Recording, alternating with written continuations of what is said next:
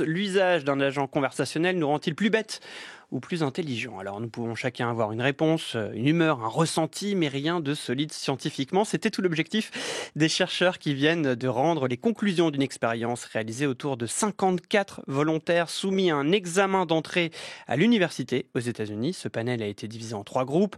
Le premier a écrit sans aucun recours technologique, le deuxième a eu le droit d'utiliser Google et le dernier avait ChatGPT à ses côtés. Ils disposaient tous d'électrodes et de capteurs pour enregistrer leur activité neurophysiologique afin de constater quelle région du cerveau était mobilisée et à quelle fréquence.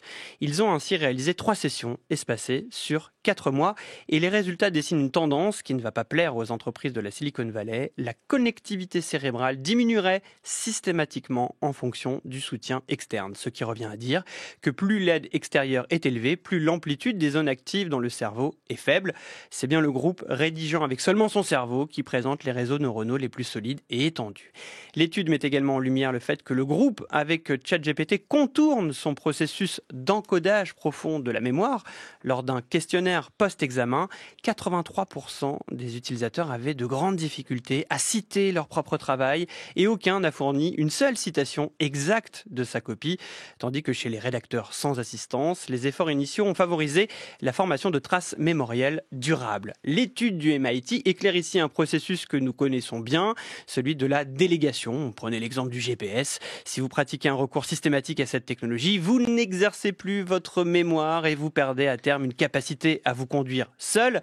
Mais évidemment, les effets sont plus dommageables sur notre capacité à penser ou produire un raisonnement, car cette dette cognitive entraînerait, selon l'étude, une diminution de l'esprit critique. Une étude, François, nuancée par de nombreux observateurs. Oui, déjà précisons que cette étude n'est qu'un préprint, elle n'a pas encore fait l'objet d'une évaluation par les pairs et exige d'être approfondie.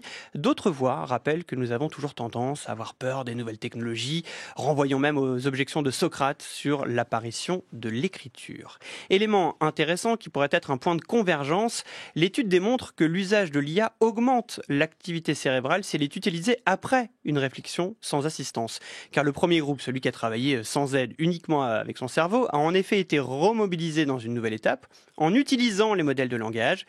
D'ailleurs, ce groupe a particulièrement brillé dans la manière dont ils ont rédigé leur prompt, qui était plus précis et plus varié, ce qui prouve que l'outil est un amplificateur d'activité cérébrale après un travail préalable et lorsque l'utilisateur a une intention très précise de ce qu'il recherche et qu'il ne s'en sert pas comme d'un simple substitut de la pensée. En un mot, penser avec l'IA peut nous rendre plus performants, penser par l'IA risque d'atrophier nos capacités cérébrales.